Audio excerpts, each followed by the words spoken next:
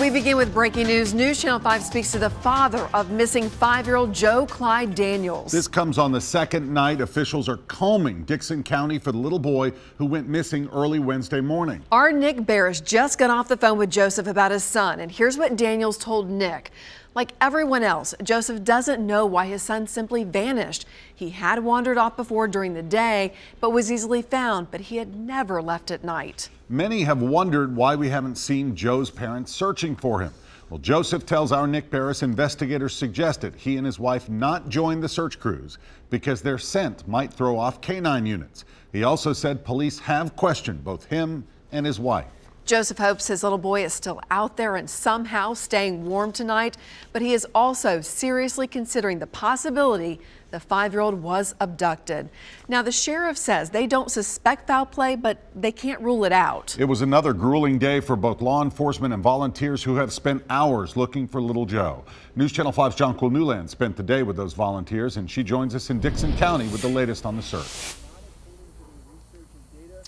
Yeah, good evening, guys. Today's efforts were focused on expanding that search radius a little further out from this point here on Garners Creek Road. Now, the sheriff just gave us an update about 40 minutes ago and told us that there are a few official crews out right now continuing that search with special infrared technology and GPS technology. However, earlier today, there were loads of volunteers lending their hand and helping in the search. And we spoke to one volunteer who actually spent more than 2 hours on the road to get here to help in the search.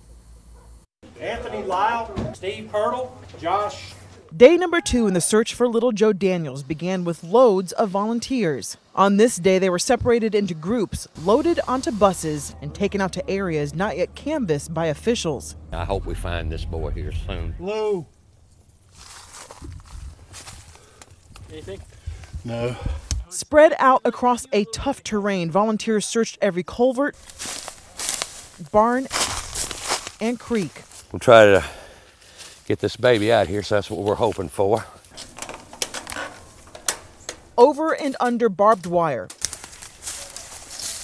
through ditches and up and down steep hills, these volunteers trek through thorns, briar, mud, and rocks looking for Joe. Susan Townsend spent more than 2 hours on the road to get here. I have a special needs son. He's 11 years old, and he is also nonverbal.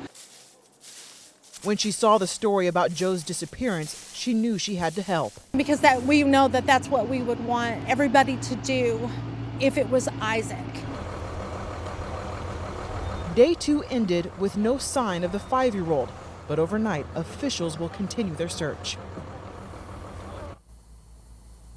Now, the sheriff's office and investigators here in this area are no longer encouraging volunteers to come out tonight. However, they did say at 9 a.m. tomorrow, head over to the Friendship Baptist Church here on Garners Creek Road in Dickson County, and that's when they will again take volunteers out to help in the search for Joe Daniels. In Dickson County, I'm Jonquil Newland, News Channel 5. Jonquil, thank you.